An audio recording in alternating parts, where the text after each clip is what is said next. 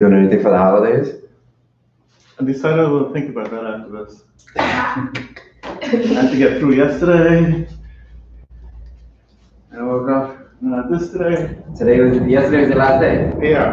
Nice. It's like, let me do this first. Yeah. It's always the last day for a holiday in school is always tricky because No one wants to be there. you never, Teachers at the you never know like how to take care of kids who show up because some of them have families, some of them are living in shelters. Right. So there's nothing structured for them for the next 10 days. So you're like, you're constantly like walking on eggshells, checking in if everybody's okay. Yeah. That can be tough. It's exhausting. I can imagine. Sure. Because you don't know what you're looking for. And you got a week and a half now, right? Yeah, January 7th. Yeah. We're flying out to Colombia, so we're not back till January 4th. So the baby's gonna miss that first week back and then start on the 7th. Just because it was weird the way Christmas felt earlier in the week. So, because it's usually like the day before Christmas Eve is the last day of school, something like that. And there's a little bit more days after New Year's buffer for people to recover from New Year's festivities. So not this year. All right, cool. Let me give you one of these two. So to get started, so I'm video streaming right now. Hopefully the audio is okay. We'll see. Testing. We had some issues with our podcast audio. Is it live or? Yeah, we're live on YouTube right now. You made it here. And it's picking off of this mic, so it should be able to pick us all up. But it's also probably gonna pick up train track stuff. So it's on the YouTube. So we're gonna be spending the day going over the functional movement screen, the FMS. So this is coupled with our other assessment, our health and fitness assessments. So that's the one that we have, that we do like the push-up test and body fat measurements and then the questionnaire and all that kind of stuff.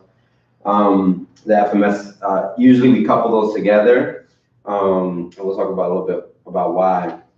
But basically, the whole idea behind the FMS is this idea that we want to make sure that people are moving well, and they're moving in a functional way so that they're not hurting themselves, and that they're getting the best out of their training programs.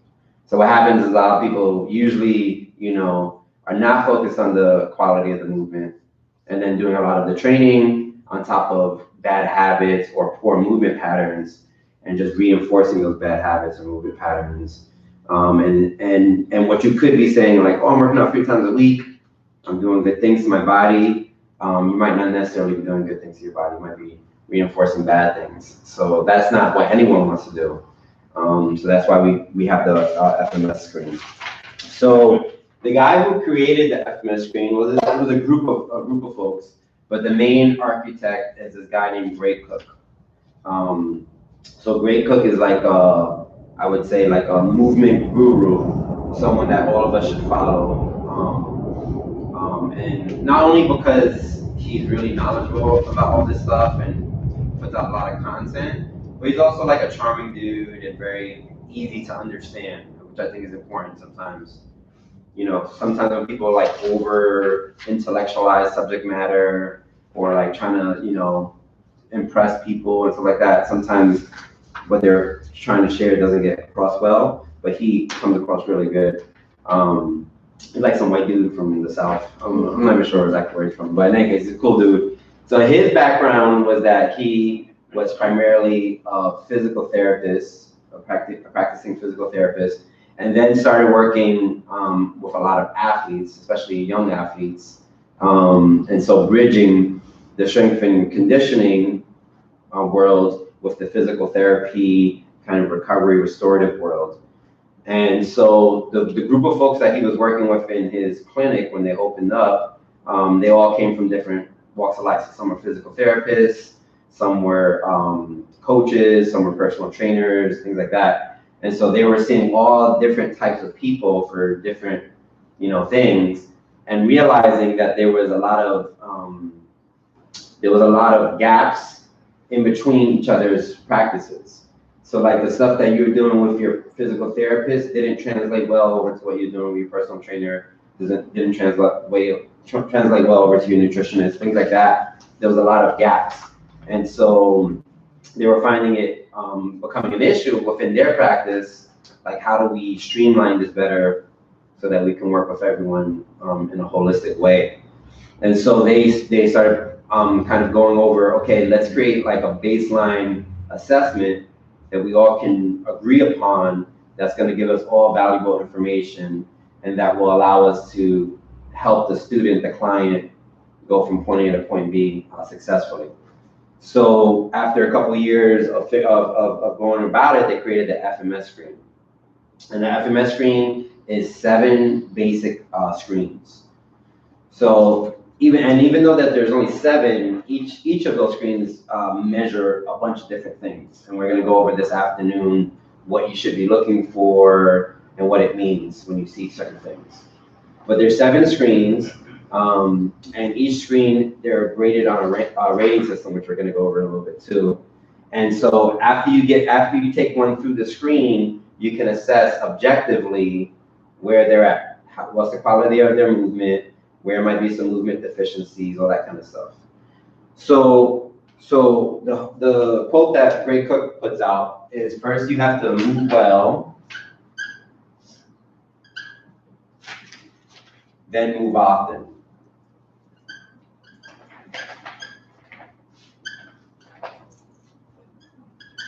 So moving well, kind of making sure that the body's functioning well, that everything's operating as good at the best capacity that it can.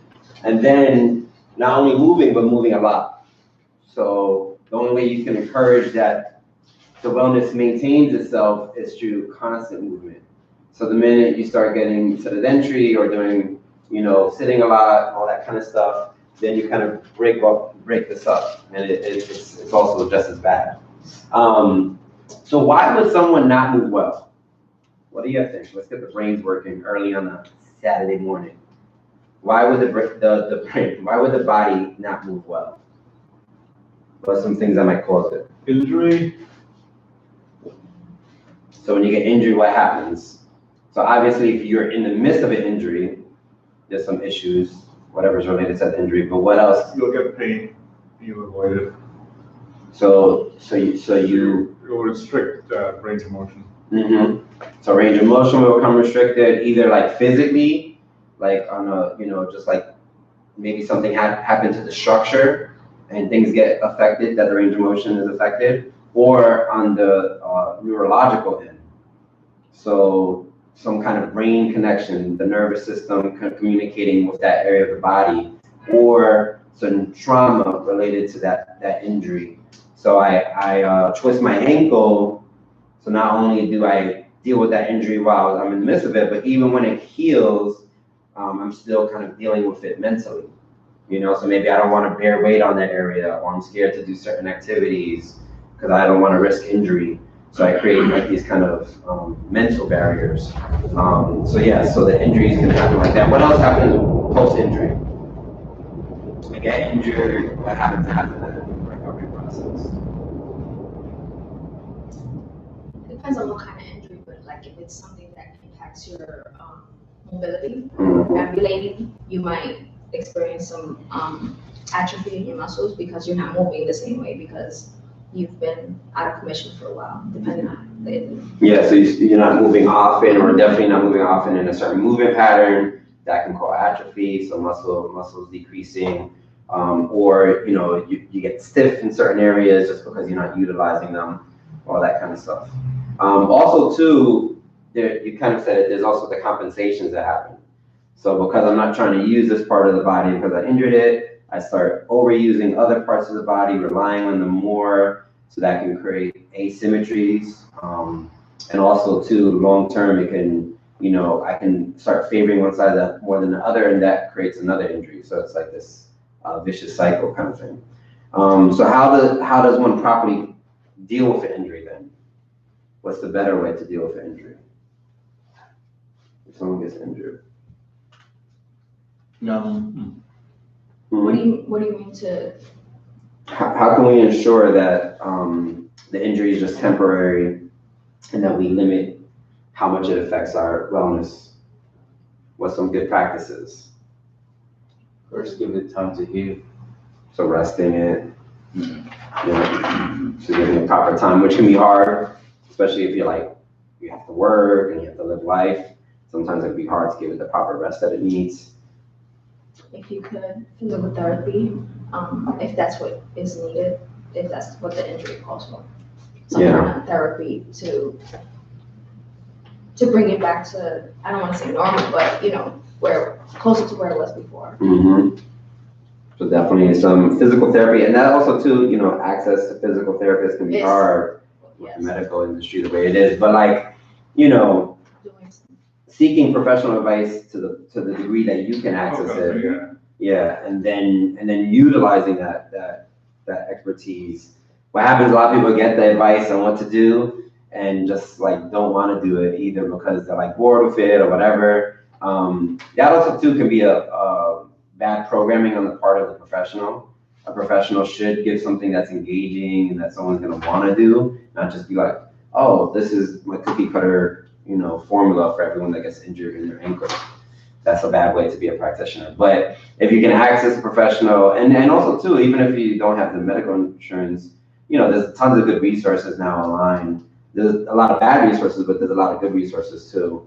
So finding those kind of vetted resources online that you trust, and looking to them like, oh, what should I do if I have this injury? But definitely like some kind of recovery process, not just like hoping that things will, magically get better on their own.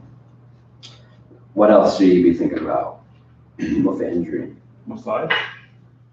So like, No, it's not gonna cause more warranted. Mm-hmm. Usually too, the massage is good because after the injury, there's usually some trauma related to the area. So kind of, kneading out the nervous system and getting things feeling better. But also there's potentially a lot of scar tissue. And so the scar tissue is a big restrictor of the musculature and the fascia. So if I have a lot of scar tissue in a certain area, then I'm going to like not, have the same range of motion, or I'm going to avoid it, that kind of stuff. So the massage and other forms, acupuncture, scraping, all these different types of techniques that people use. What's scraping, like a dry brush? So there's dry brushing. Dry brushing is more for the lymphatic system, for like the skin and opening up the cleansing there. But scraping is like this technique that's either like a wooden scraper, like indigenous folks use wooden spoons. But now they have like marble scrapers, like stones that have nice edges that will cut you, but they're fine enough to massage out scar tissue. So, it's like a higher level of massaging basically. But it's like rubbed on your body, it's like scraped on your body. Okay. Yeah, so you put like some kind of oil, some essential oil, coconut oil on the area, and then you would take the wooden spoon, for instance, and you scrape, and you'll hear it. You'll hear the breakup of the scar tissue, the calcium deposits. No, just imagine it. It sounds great. Yeah, and and it's, it can be painful if you're like, but it's usually not that painful. Maybe a little redness happens or whatever, but it's really, really good to do. We'll talk more about that too later on when we get into some corrective exercise programming. So injury is a big one. What else can create bad bad movement practice, or bad movement patterns rather? What other stuff? Work. So work, why? Some jobs just have you, if you're in front of the desk, sometimes you're just sitting all the time, you're hunched. Get sciatica. Yeah. So I'm a couple work with function or daily function. So work usually puts you in positions for long periods of time. So you're doing a lot of repetitious movement, or you're in a position for a long time. So a lot of repetitious stillness in a position.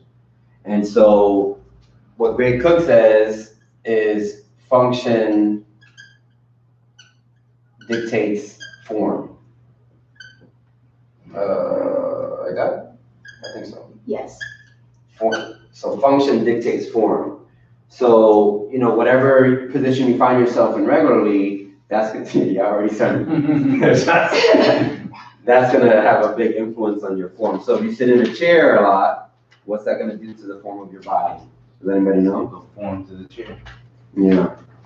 So the common shape that we see is the C shape. Yeah, your spine starts getting into this kind of C shape. These muscles get short, whatever those are. The hip flexors, yeah. Exactly. So when you're in those positions, muscles will shorten, where there's flexion happening, and where there's overextension, muscles will get longer, weaker, atrophy.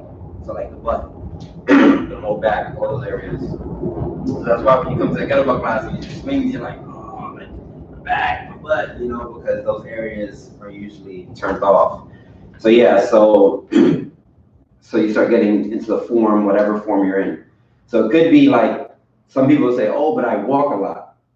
But that doesn't necessarily mean you're walking well or walking on good surfaces. Some people say, oh, my job is really active. But it might be like the same kind of activity, yeah, like picking something up from this side and putting it on that side. Or like, say you work in retail and you're at a register, you're like leaning to one side for like 4 hours or whatever, you know what I mean? And so we see this really starting to affect us at accelerated levels now with the increase of technology. So with the technological, this information age that we live in, all the great things that are coming from it are good, but what happens is that there's not a focus on our human function. And so we're starting to lose form and break down earlier. So that's a big one. What else can be causing some poor movement practices or affecting our ability to move well? Environment. Okay. So what about the environment? That's a good one. Like living here, everything is a flat surface, flat hard surface. So our body doesn't learn how to work in other terrains, like ground, sand, dirt, whatever. So a lot of concrete walking, pavement walking, all that kind of stuff. Uneven surface walking. What was that? Uneven surfaces, because when concrete is like uneven, that's even worse because you can get hurt too. Right. Or also too, just like it being a flat surface and then just random stuff that you're so used to walking on a flat surface and then you hit a crack and it's like your body's not ready for it. Yes. That's where people get all messed up. The surfaces, what else? Space, like where can we where can we walk? Where can we exercise? Yeah. So access to space, quality space, safe space, all that kind of stuff. Physically, mentally, all that. Environmental space too. I mean, environmental space, like you mentioned the run in Hunts Point, how it's by a really polluted area and how that can impact the ability to move because you can only move for so long. It's like toxins and pollution. Or running by a highway or something. And the number in the Bronx we talk about is 3% of kids have access to adequate exercise space.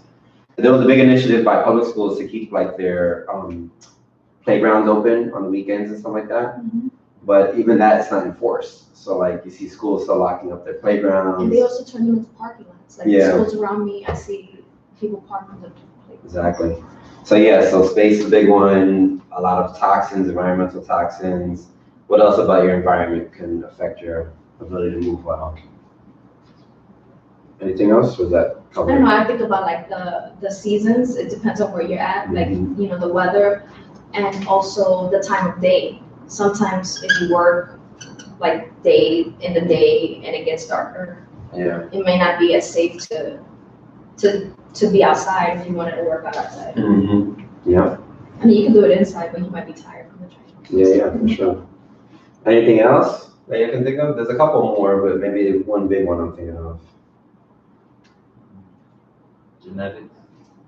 Your genetics could affect your ability to move well, but not really because mental health, so we'll put that one down. The genetics though, at that point, everyone's gonna move differently, but that doesn't mean that one person genetically is moving better than the other. Someone could be born with disability but they still can move well. They're just gonna move differently. But like some people think though, like, oh, like everyone in my family moves this way. Everyone walks with their feet turned out. Everyone has tight hamstrings in my family, that kind of thing. So usually it's like associated with genetics, but it's usually inherited habits. Yes, sitting on the same sofa, generation after generation. Exactly, or you're teaching the kids the same way. This is the way that my mother taught, me how to do this, and that's how I'm gonna teach you how to do it. So that's like inherited, and usually there's a lot of bad inherited practices because there's just not enough education out there. So like for instance, like, as a movement coach, we identify that a walker for a child is one of the worst inventions. Not only is it dangerous, right? There's all these incidences of like kids like going off the stairs and all this crazy stuff, but you're basically putting in a device to interrupt the development of me developing my movement patterns.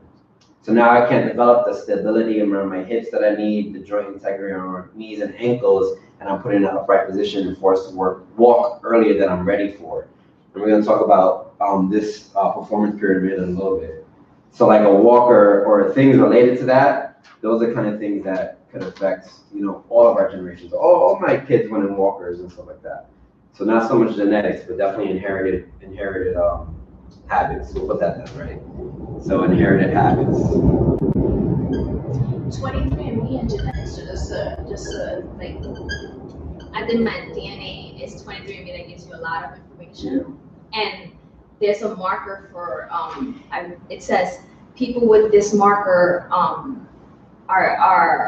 really athletic, are usually. So I didn't have the marker, obviously, or there's markers that say people with this marker usually have more fat on them, but that doesn't necessarily mean that that's a true thing because it says they found and it's only whatever pool that they use, but that's how they tie in genetics to those things. And you might be like that, but that's not. Yeah, that ties into the thing. Like there's some people who are born with short muscle tissue, like my calf muscles might be shorter or longer. That's why. For instance, like you'll find a lot of folks of color have smaller lower legs, right? That's a genetic inheritance. I have smaller lower legs. I have longer lean muscles, fast twitch muscles, and that's because of my genetics have been affected now by my experience. The terrain I've been walking on for thousands of years is going to affect the genome, right? So that inherited habit does become a genetic kind of inheritance at some point. Like being prone to diabetes, being prone to sickle cell anemia.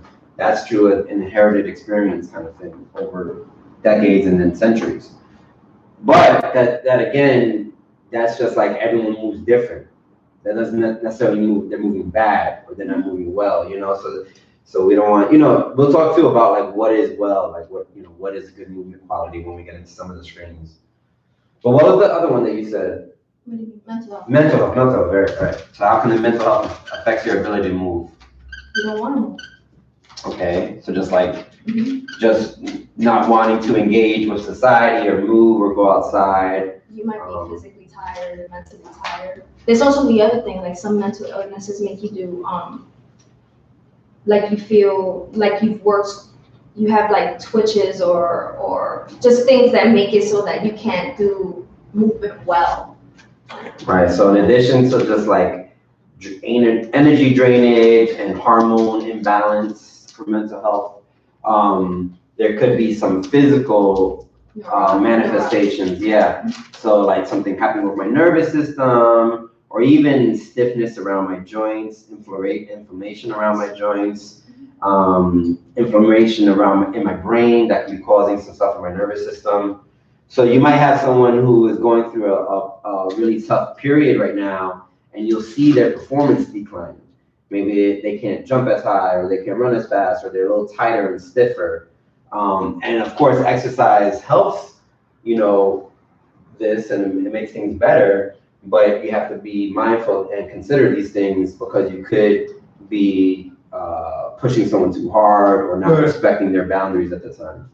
And most, separate from mental health, it is mental health, but I don't want to make it an illness thing. Certain moods, right? just unhappiness or tend to make you lethargic, sleepy. Yeah. So you get through it, right? So you kind of go to sleep. Yeah, it's the best. Yeah. No. Body's trying to rest. And, Yeah. Well, Yeah. sometimes you don't. So, so I was trying to say it doesn't have to be extreme, but if you're certain range of moods, Right. It doesn't have to be a diagnosis. It Yeah, can just yeah. be like you feel down today. yeah, And you're not feeling up to it. basic stress, right? Stress definitely Mhm. makes it so like you're tired. Mhm. But I don't know if that's mental health. Mhm. Yeah, it could. Yeah, I mean, we're not just talking about mental health disease or, just Yeah, like, it yeah, impacts as far as I mental can health. distinction, Yeah. but. I was just wondering if it's like more environmental because of stressors or sometimes outside stressors that cause those Right. things. But I mean, mental health can be the same thing. It's something.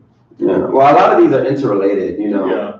so they kind of go back and forth and That's which good. one's the first, the chicken or the egg. Mhm. The last one I was gonna say, I'll just add in myself, is nutrition.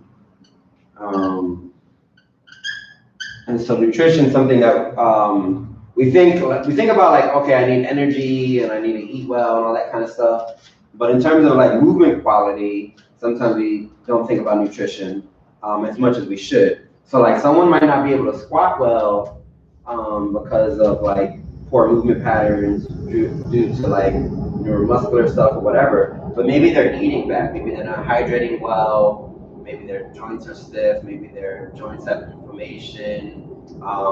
Also, too, if there's stuff going on with the gut-brain relationship is very strong. So if there's issues with the gut, you're damaging the gut, abusing the gut, then your brain function might be off. You might have brain fog. You might not be able to establish the neuromuscular connections as easy. So everybody know what that means, right? Neuromuscular connection, the communication between the brain and the body and the muscles primarily. So all that stuff can be happening. So you'll have someone who, maybe if they clean up their diet and start eating more whole foods, you might start seeing their movement quality get better without them doing any kind of corrective exercise or stretching. And it's hard to determine like, what is happening just based off of the objective movement screening. But when we get into programming, we'll talk about all these. We'll come back to them. So let me take a picture of it actually before I erase it. All right, cool. So that's reasons that we might be moving or might not be moving optimal. Okay. The other thing that I want to go over is this performance pyramid. So there's a 3-tier pyramid. At the bottom we have movement, then we have performance, then we have skills. So this performance pyramid is kind of how we want to think about all of our development of our movement patterns and getting better or heavier, lifting heavier or being stronger, all that kind of stuff. But if we think about like a baby, it's pretty interesting because a baby usually is born with good movement patterns.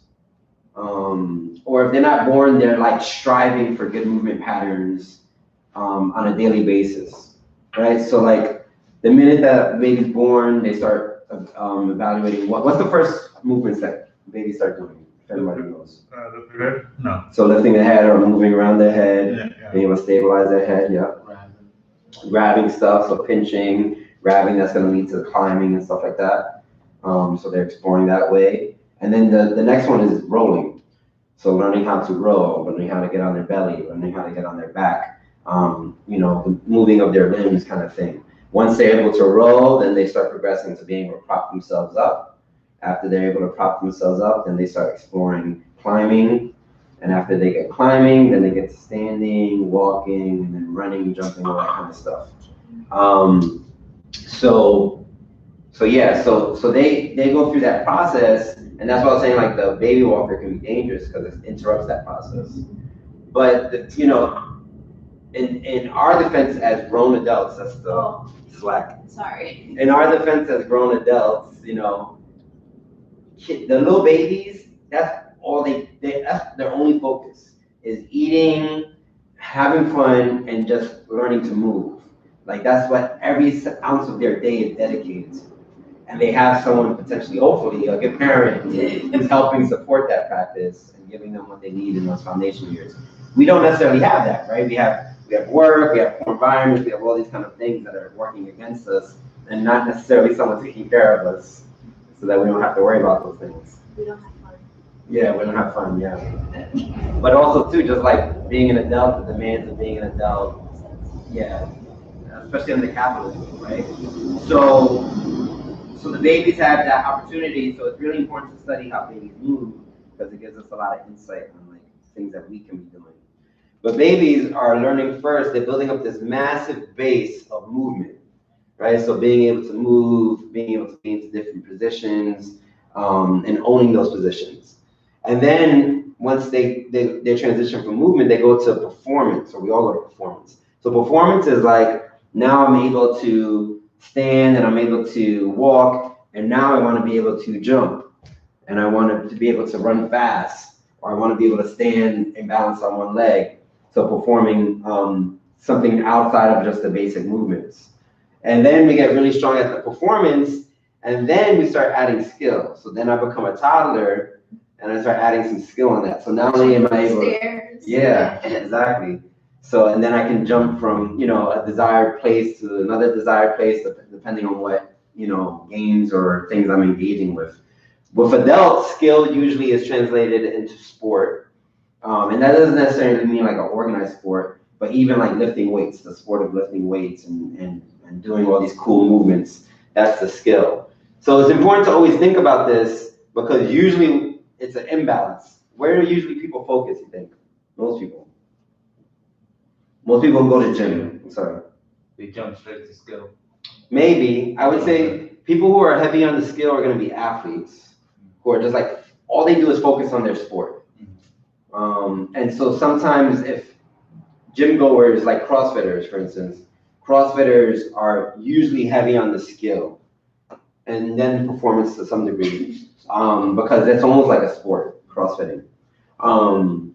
But the gym goer is going to be very heavy on performance, trying to do dynamic movements or lift heavier loads in movement patterns, all that kind of stuff. All like the gym kind of stuff happens in performance, the traditional kind of gym.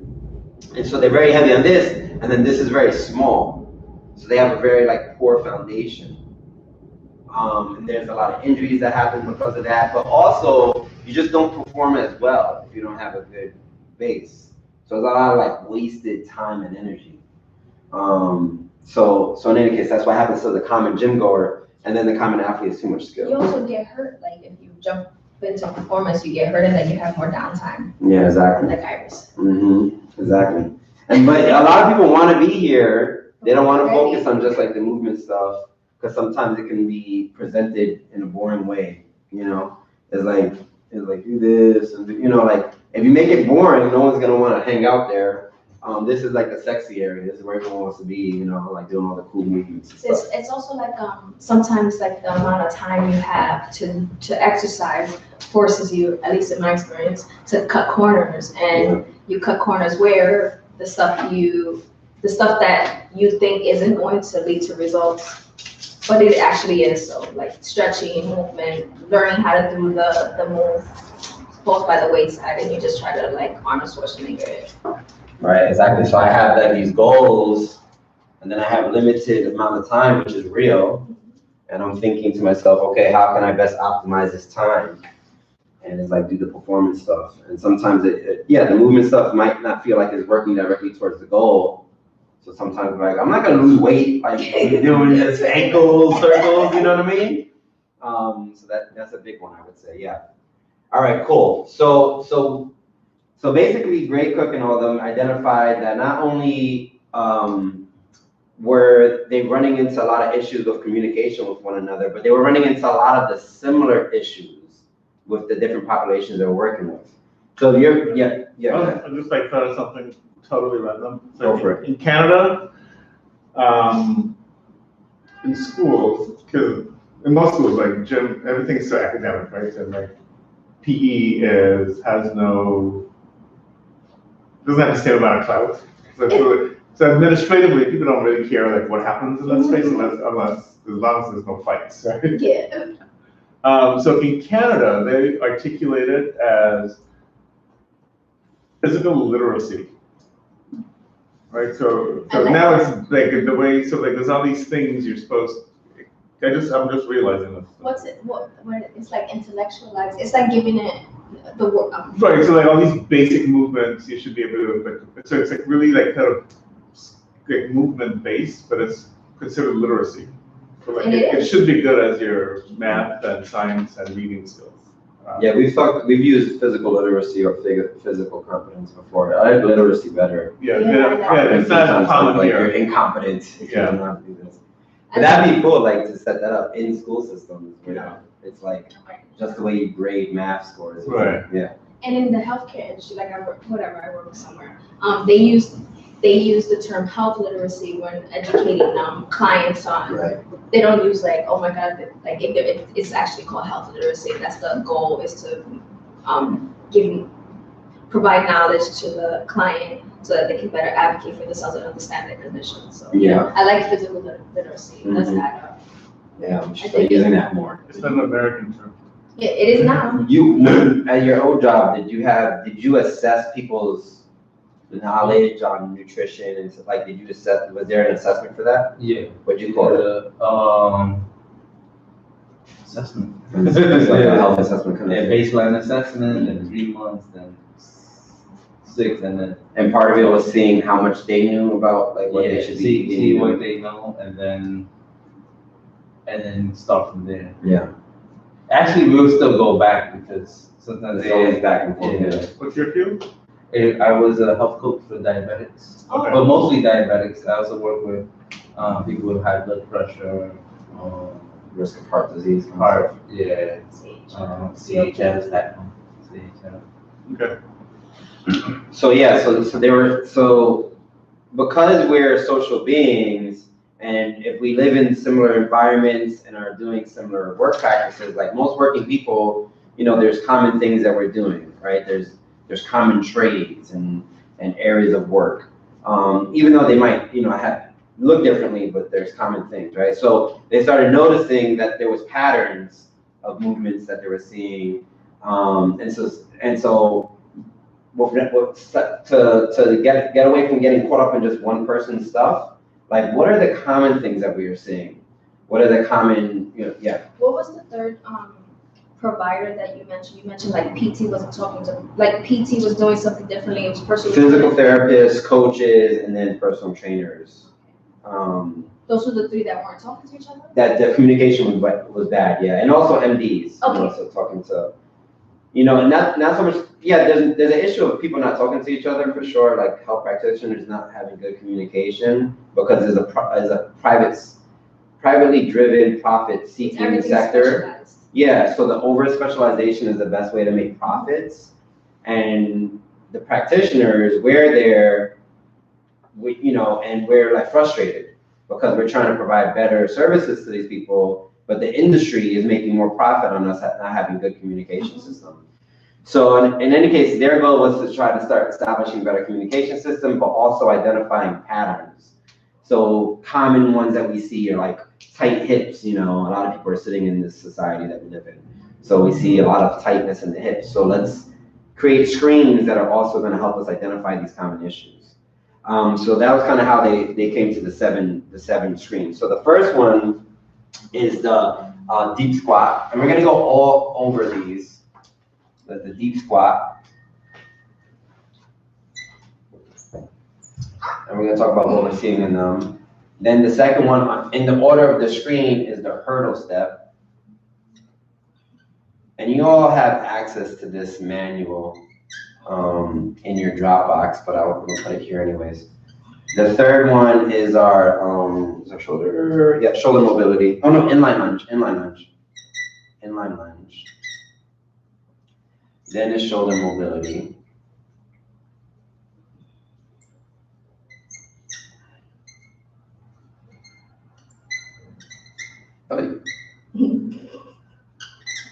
Then the fifth one is, you guys can see it in front of you, active straight leg.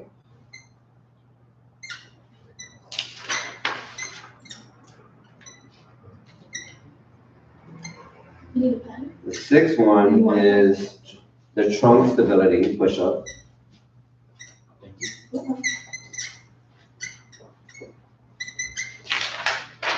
And if you're looking online, go ahead and pull up your FMS screen.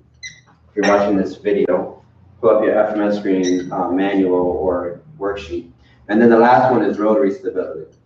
All right. So what do you notice about these screens? What speaks to you?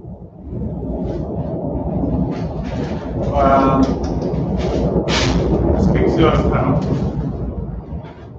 What do you mean by how? Like, what stands out to you? Like, what are you thinking when you see the screen? Oh, I'm thinking I don't, street light rays, I don't really. So which ones are obvious? That's my what they first are? question, what does that look like? That's number The 5. deep squat is pretty obvious what it Yeah. looks like. What else is an obvious one? Lunge, like my. The inline lunge, we lunge before, and then we just do it in inline. Okay.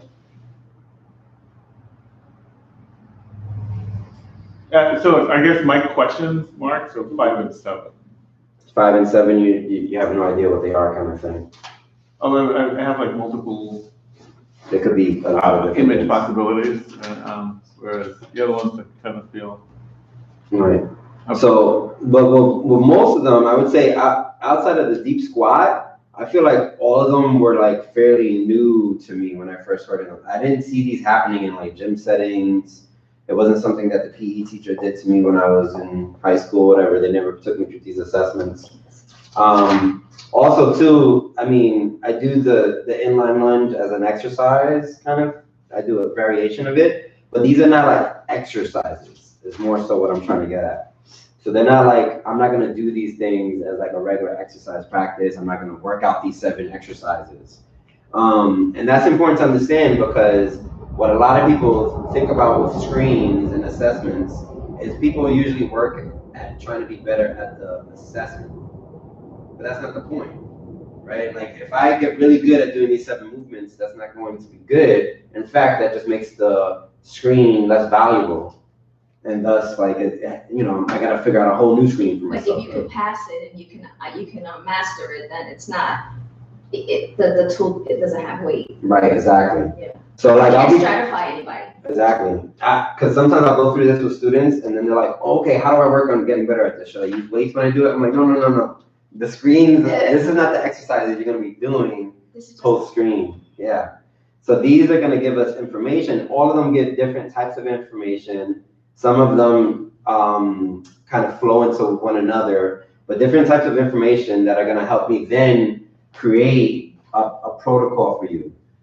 So it's either gonna be like a program, like an exercise program, or maybe there's some corrective exercise we have to do, that kind of thing.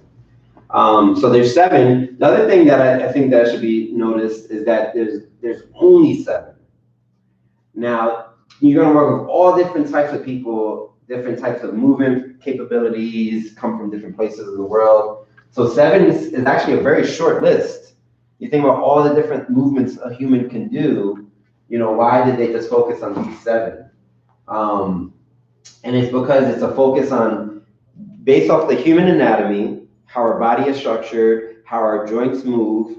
These are the baseline movements that are gonna support the other levels of performance. So if I can identify things going on in these baseline movements, that's gonna, being good at, for instance, the rotary stability, which we'll get to, where we're on all 4s and we're like lifting limbs. If I'm good here, this is gonna be a good indicator of good rotation capabilities, good crawling capabilities, being able to get up and down from the floor. It's gonna give me a lot of valuable information. So even though it's 7, they kind of have a lot of significance. Now you can do more, and there's also break-off assessments outside of the FMS. So maybe identify there's a certain area of the body you really want to focus on. There's like a whole plethora of assessments you could do for just one area of the body. But this is kind of our entry point, So the way that Greg Cook describes it is these 7 screens is the entry point into this tier of movement. So if we fall short significantly on any of these screens, it's going to limit our capabilities of being successful in this movement tier. Okay, So before we can get to movement, this is the basement step, the exactly, assessment. exactly. And like with all your students, this is where you should bring them first, if you can. In group settings, it's hard because sometimes in group settings, Different. people are coming in at different points and, like for instance, at the studio here, we give everyone the option of getting this. If they're a member, they get this as part of their membership every month. That way we can reassess and see how they're doing and make sure they're progressing. Not everyone takes advantage of it though, because everyone's like focused here. Yeah. So we can't mandate it because people are like paying for services and we can like mandate, like, oh no, you cannot take advantage of services. But we heavily encourage it, you know what I mean? But especially in one-on-one settings, if you're working with somebody one-on-one, never ever are you taking them through exercise program without first doing this. Because, like subjectively, someone might know what's going on with their body, but usually they don't. And why is that? Because it's your body. It's what you do with every day. You're conditioned to this life. You don't know. How do you know any better? You can identify maybe a big part. Oh my God, my knee hurts. So but you don't know how to connect that to everything else because I don't know. I was ignorant to everything. Like I didn't know it. It made sense to me when I did the screening, but I didn't know how much like one thing impacted everything, like my whole life. So the physical literacy might be low, and especially in like working class communities, it's even lower. There's less funding behind that kind of stuff. So physical literacy is low, but then also it's just like this is my existence. This is all I know. So it feels I don't have any pain today. Yeah. You know what I mean? Like so things must be okay. But also too like people need that objective kind of opinion. Even if you are super knowledgeable, like me, like I've been doing this stuff for 13 years, I still need someone else to assess me. I can't assess I could do some assessments myself, but really you need an outside person looking in kind of thing to be like, hey, I noticed this thing going on at your shoulders, or, can you feel that your knee's doing something weird? And you're like, oh shit, I didn't even feel it. So it's important. So in any case, so you have to do this screen with everyone, and then that's the entry point into there.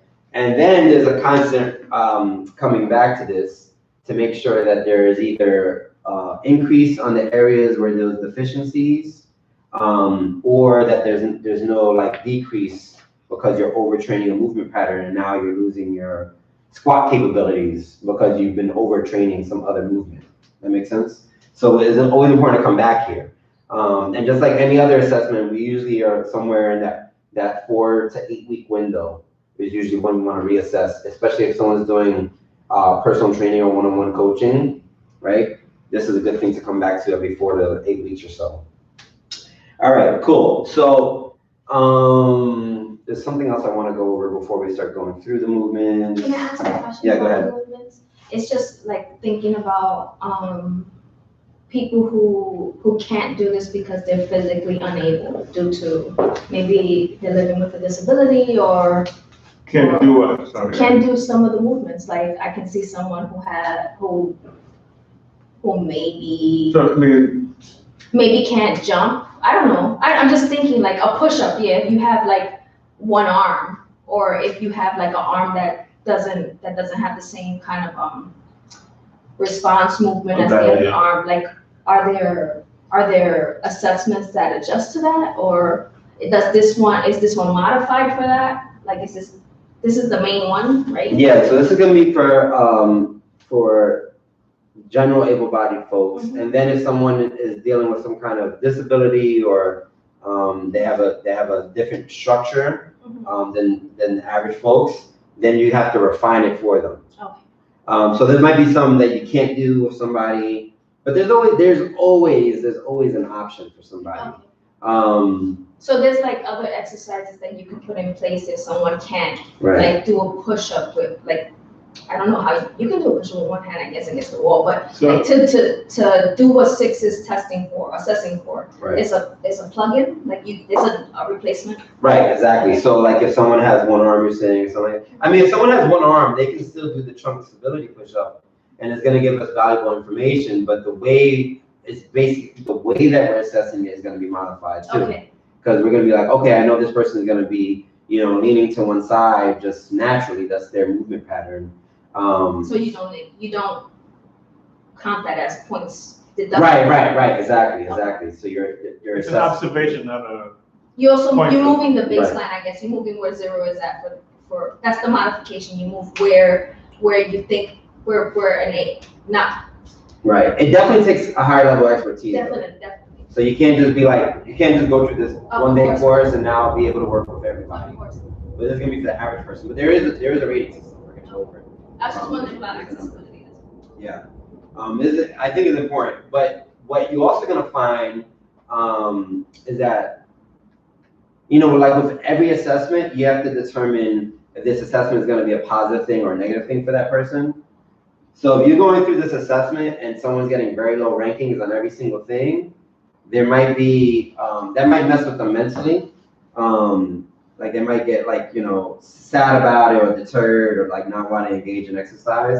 So you have to be kind of like, motivational coaching kind of thing. You have to motivate them through the process. That's important. I Yeah. can see. So the other thing I want to go over, so this is the first principle, right? So let's say this is the first principle. The second principle is to, he calls it protect,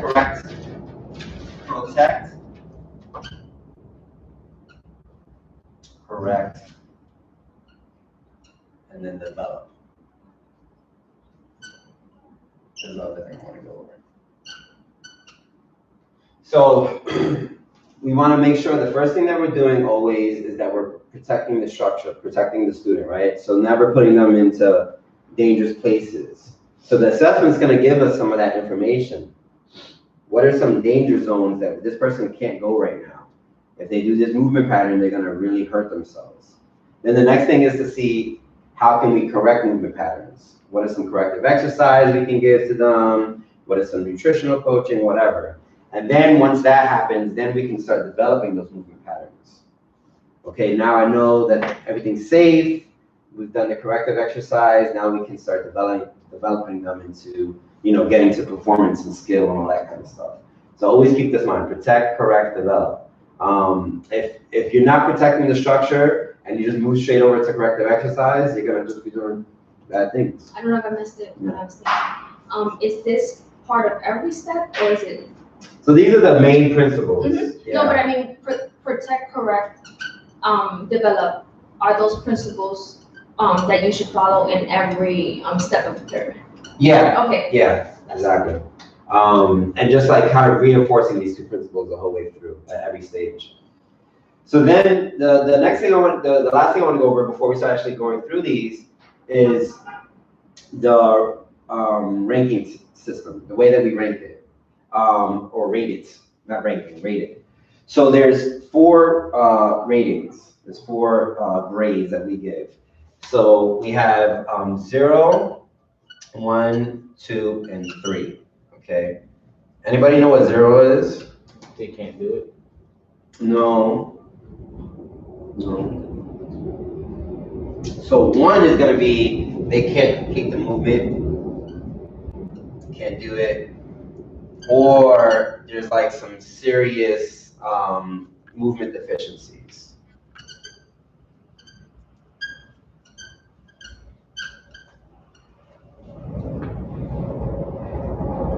I don't know if I spelled that right, but they can't do it or there's serious movement deficiencies. So that goes into this protect. If I go through any of these screens and I see that it's a 1, then that's gonna be some serious considerations for corrective exercise or avoiding certain movement patterns that are associated with that screen. So like for instance, if I see on the deep squat that someone gets a 1, like they just can't do a deep squat, they can't get into the position, some serious tightness, some serious weakness in certain areas, maybe even some joint collapses at the knee or something like that, then I'm gonna say, you actually should not be squatting right now. Or definitely no squatting with weight or any movements that are related to a squat pattern, jumping, running, all these kind of things. You need to do some serious corrective exercises for your squat pattern, right? That's the 1. The 0 is a little different than that. So 0 is not whether they can do the movement or not. If they can't do it, it might be because of what's happening at 0, but usually they could be anywhere. 0 is more so an indication of pain. Pain.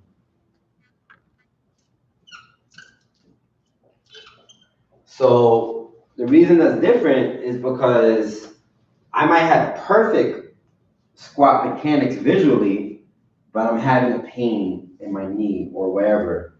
So even though my form might be perfect, there's something going on. My body's trying to say, hey, there's something off, there's something not balanced. Because sometimes visually we can't see everything that's going on. So if there's pain, you know, there's some, what we call clearance tests. So if you look at your assessment sheet, your score sheet, there's some basic clearance tests that we can do. And if they can't clear those clearance tests, those are some common issues, then we refer. But usually, almost always, if there's pain, you refer. Only as you get more developed as a coach and you get some specialization in corrective exercise, pain management, sports performance, those are additional certifications, then maybe you might be able to start working with pain. But usually it's a referral. Someone has pain in their knee, you're not going to be diagnosing it. You're not going to try to say, oh, I can fix that pain. You might find that if you focus on some other areas, the pain gets alleviated, but that's not a guarantee, you know? And kind of going back to that other point, like capitalism doesn't want us talking to each other. We got to make sure that we are talking to each other. So creating a network of other practice. So who are some people that you could refer if there's pain? Who's some people that we can? So chiropractors can be in the referral system. Physical therapists. Hopefully some kind of I mean, you might need an MRI. So a medical doctor who I would say, not a general practitioner usually, but someone who's specialized in some kind of, you know, stuff going on with that area of the body. Yeah, sports medicine. Yeah, sports medicine, Like podiatrists, orthopedics. orthopedics, all that kind of stuff.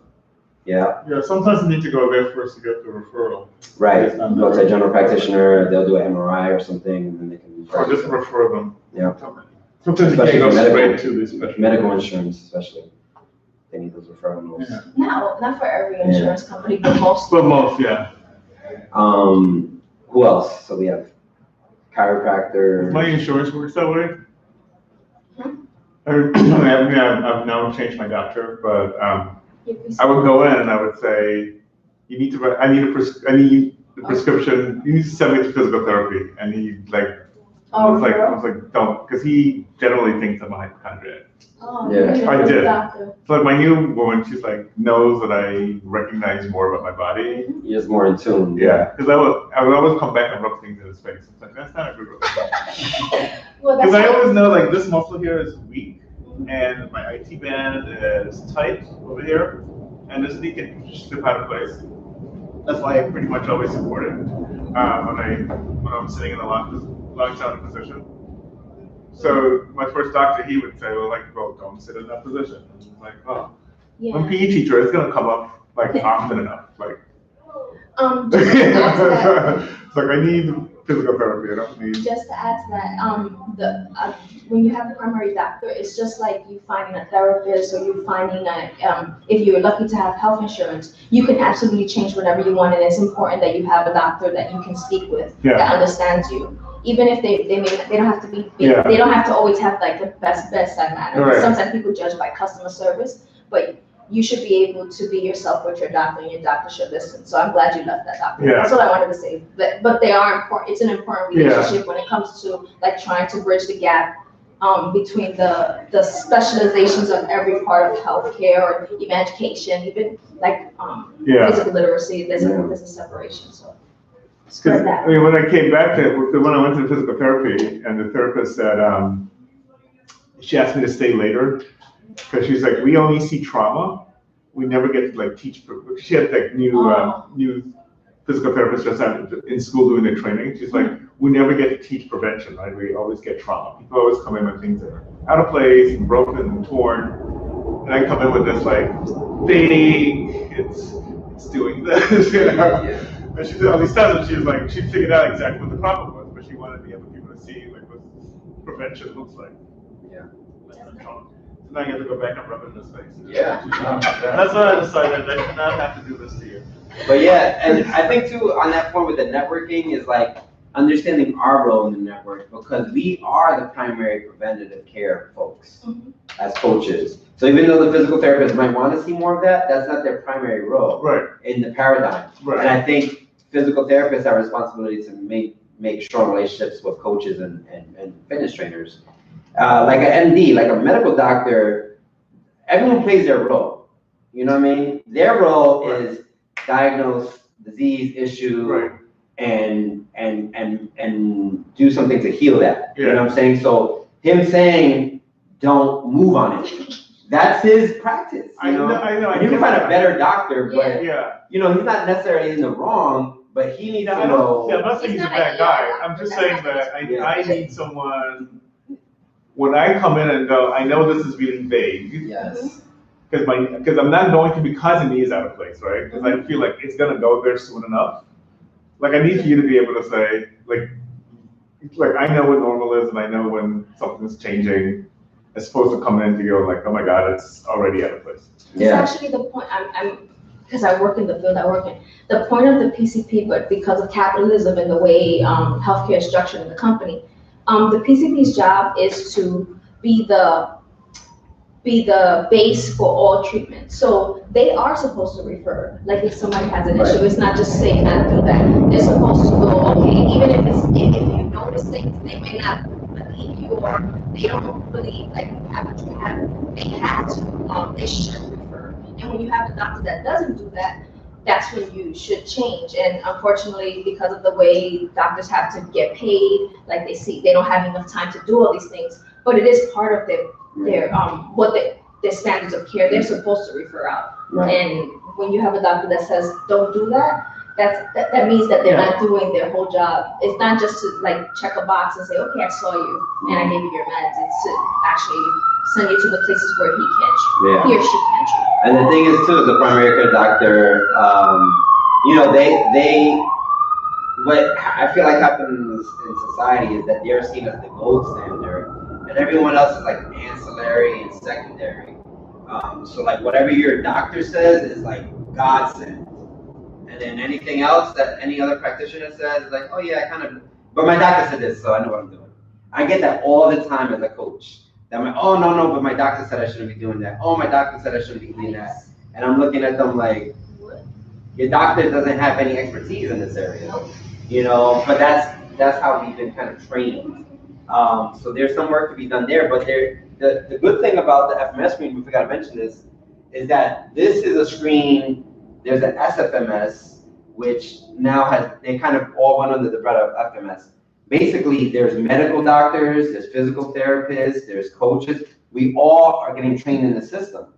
So not only is it that communication between Ray Cook and his colleagues, but their goal was to, you know, create a system that we all could utilize, that we could transfer over. So you can actually go to the FMS website and find a directory for a medical doctor, a physical therapist who also is trained in the FMS screen, and those are going to be better referral systems. Because that way you can say, we speak the same language, this is why I identified on their first screen, and they're gonna have some real ways to assess that.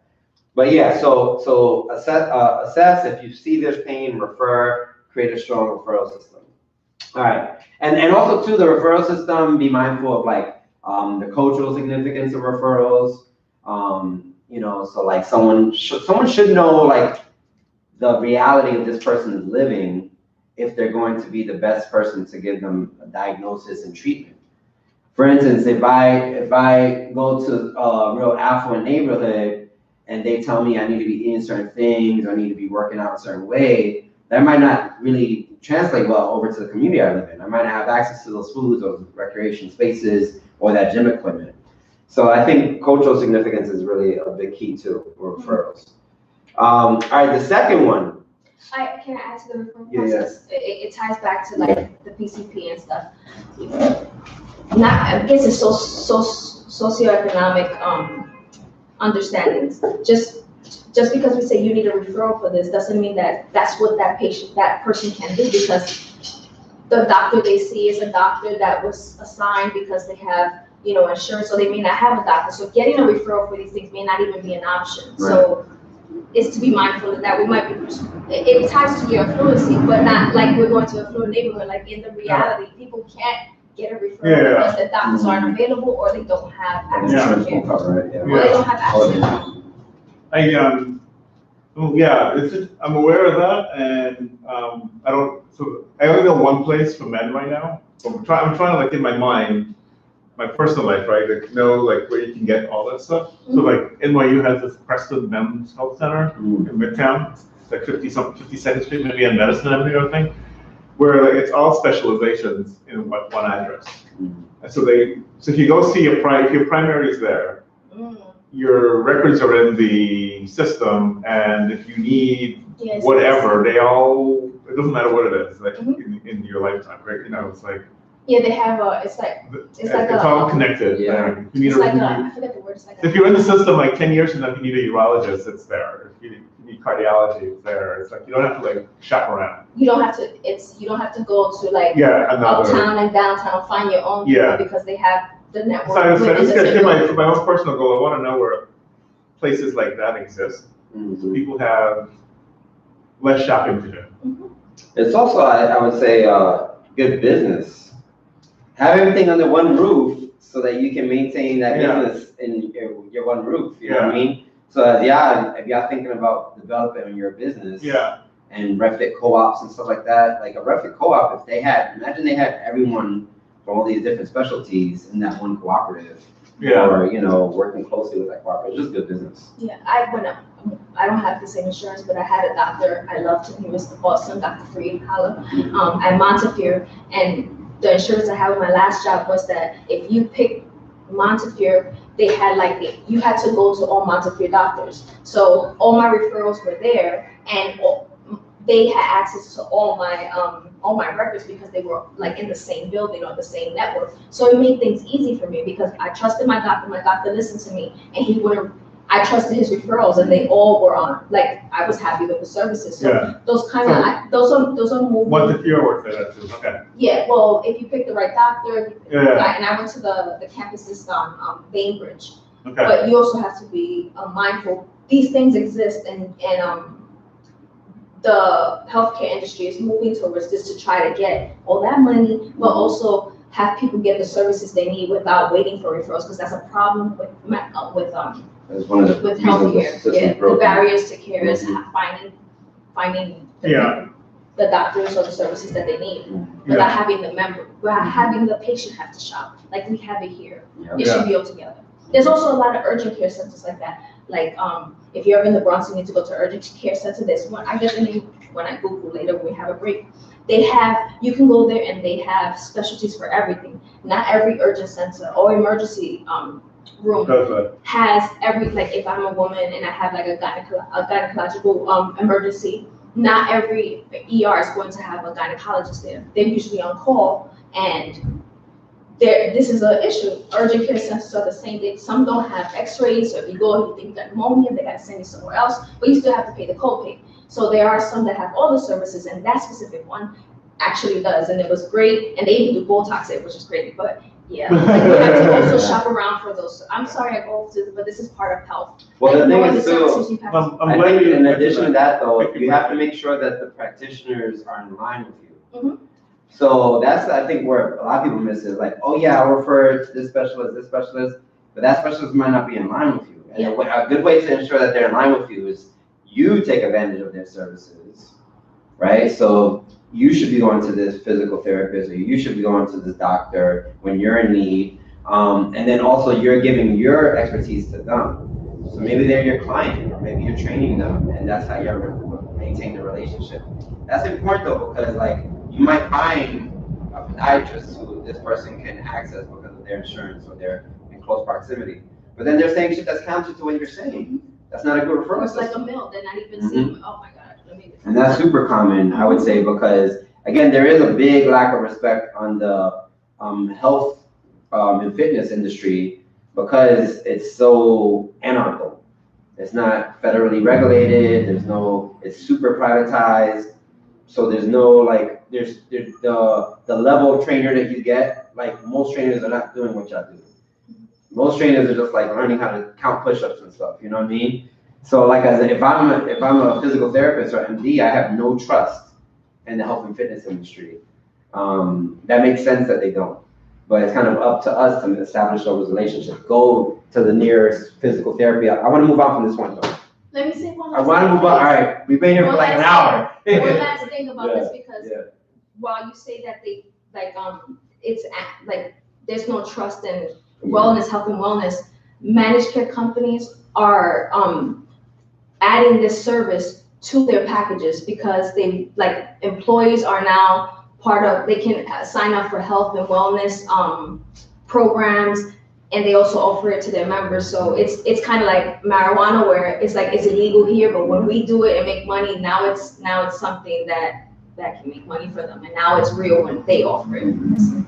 Well, that's the move of most of the health and fitness industry, is to start getting these relationships and start getting some kind of third-party evaluators, so that they can start tapping into insurance money. Mm-hmm. So that is the move. I think they were initially saying by 2020, but it's probably going to be a little later because of the current administration. But that is the move for sure.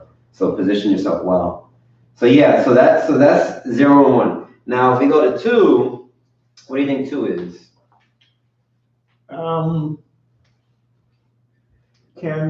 Does the move with some deficiencies? Yeah, exactly. So there's some observable deficiencies, but the movement is successful.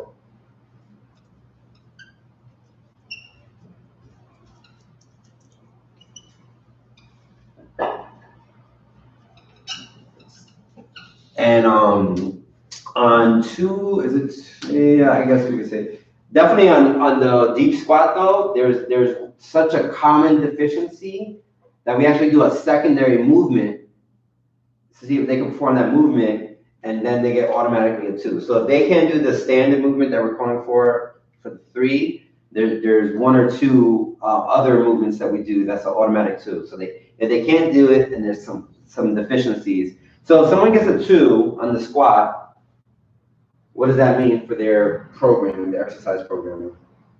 Corrective stuff. Corrective. They need some corrective stuff. Corrective development, correction and development. So maybe some corrective exercise and developing stronger movement pattern. Heavier on the development actually. The 1 is more of the corrective exercise.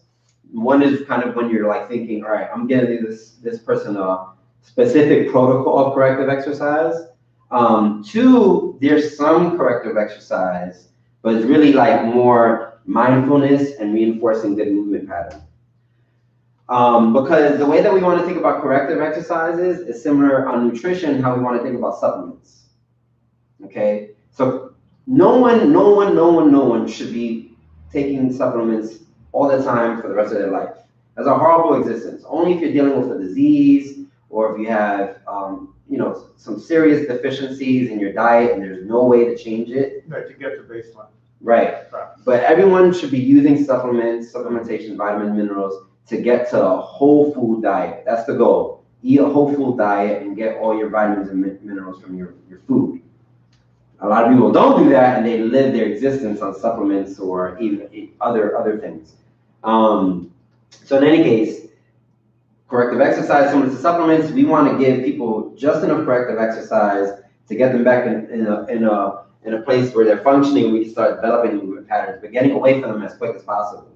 Because if you, every day, I gotta do 10 stretches, I gotta, ice myself every morning, I gotta take a hot bath, you know what I mean? It becomes like a big job. Yeah, big task. And most people don't do it. And that's where I feel like a lot of physical therapists fail, is that they give you this 6-month protocol that's super duper boring, super duper repetitive. And I understand the spirit of it, but most people just get deterred and they're just like, I'm not gonna do that. Or yeah, I know I'm supposed to do it, I'm not going to do it. Or they just do it infrequently. And that's not gonna create any success.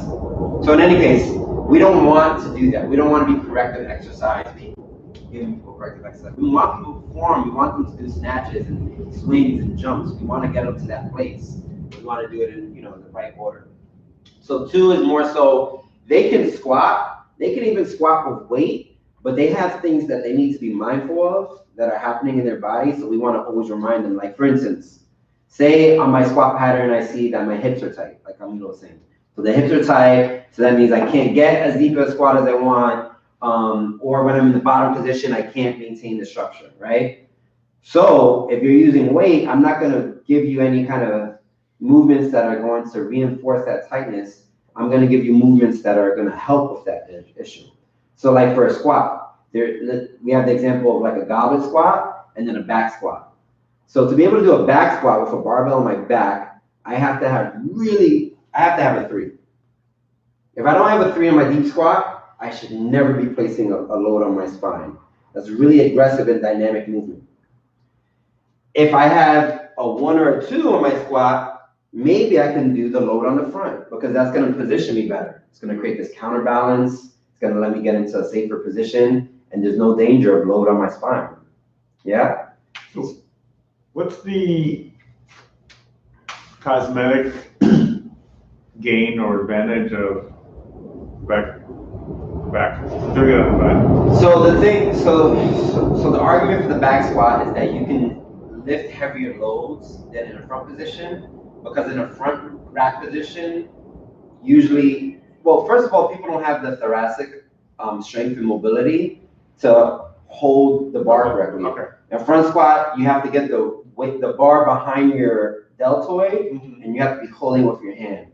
CrossFitters, they do this finger craziness, which is disgusting, really bad for your body, but they do this because they don't have the thoracic access. So they're doing front squats and jerks and stuff in this weird position. So that's why a lot of people, go to the back squat, because I can lift heavy weight. Okay. And I have my whole structure supporting it. But most people, their shoulders are shitty, thoracic spine is shitty, and hips are shitty. And so they're just doing all this crazy stuff to their body. Really, you see it all the time in the gym. You go in the gym, everyone's doing back squats, or they think they're doing something safer by going on the one that's assisted. Oh yeah, I got some assistance from this thing, so I won't fall back or whatever. But they're just, again, reinforcing bad movement pattern. So for instance, if I'm doing squats in the class and I identify that someone's at a 2, I can do an official FMS screen, but sometimes in our class we can just see it. Someone's struggling with this weight. All right, so you can't do that, so this is the alternative you're gonna get. So that's what the 2 means, is like creating these options that are gonna be reinforcing good functioning movement and not reinforcing bad stuff. Yeah, that makes sense? Mm-hmm. And then 3 is what you think? You can do it. Yeah, more than that though. Because you Okay, could form. Good. good do it form well. with minimal Minimal what? deficiencies. Yeah, so no observable issues. So no observable issues. But also beyond that, I like to call it observable. Owning it. They own the position. So not only can they do the movement, but they look comfortable. They own every position throughout the movement. So it's not like I can get really deep with my squat, but like when I get deep, like for instance, you guys can see my squat. When I get deep, do I look comfortable here? Do I look like I own it? No, I'm leaning forward. My knees are a little shaky. Your knees are shaky? I didn't know. Or maybe it's not observable, but it's not, I can't be there for 10 minutes. I don't own that position. So my squat is more at a 2, sometimes a 1, depending on the day. So this is like someone's there and they look good and strong and confident in that position. They're not like trying to be super focused or anything like that on their balance. That's usually. Sometimes I notice like when I'm doing a yoga class, if we're doing a squat, like if we come into a squat and we're in a circle and you're having a conversation, it lasts a lot longer Yeah. than if we're just gonna like hold it for 10 breaths or something. Because it's like I always find that really interesting. Yeah. So every time we do a squat, I always like start a conversation with something random, and then whenever you get out of it, you get out of it. But like it's just always lasts longer for a lot of people. Yeah, no, that's true. And that ties into that, neuromuscular stuff, right? But, so if I have a 2, I'm gonna start doing more development of that movement pattern so I can get to this 3 where I own it. Now, once I own it, if I get a 3 on all of these and I get a score of what we call a 21, that means I own all these movement patterns. That means that I'm in good functional capacity, right? I can do almost every kind of functional movement, and now I can really start honing in on the performance and skills. But the reality is, like, I've never ever done it. I've never graded a 21. I've never seen it. And I don't think I ever will, because the people I work with are working class people, you know what I'm saying? Like, they don't have the luxury of being perfect on all these things. That's really a luxurious kind of life. Usually though, we're gonna find, 1 or 2 of them that are more concerning, that are like in the 1 area. And we're gonna go over later when we go into programming, how we tackle that. Which ones we tackle first. Which ones have higher importance. It's not this. The reason that it's in this order for the 7 is just they determine this is the easiest way to deliver it. But when we do programming, it's a different order. We'll go over it. So their weight, each one has a weight, and there's more importance to. That was a wrong choice of terms. It's not a weight. It's more like there is Priority. stuff that has to be resolved first. So we'll talk about it now. The main things that has to be prioritized: mobility. Mobility is usually the first thing we want to tackle. When we go to corrective exercise, we're going to talk about that. And what's the 2 mobility ones? Squats. No, it's 4 and 5. So shoulder mobility is obvious because it has it in there, and then the active shake leg. These are our 2 mobility assessments for hip and shoulder primarily, where we see big deficiencies in mobility. So we want to usually deal with 4 and 5 first. Make sure the hips are functioning right and the shoulders are functioning right. And then we move on to the other stuff. We'll go over that later. I don't want to bog you down. All right, so perfect. We're hitting, it's 10:50 now. Let's take like a 10-15-minute break. Go get your second round of coffee if you need it. And I'm gonna stop the live feed here. So if you're watching the video, hopefully that was helpful for you, but now you gotta come to one of the workshops to get the full gamut. All right, I'm gonna get some coffee too.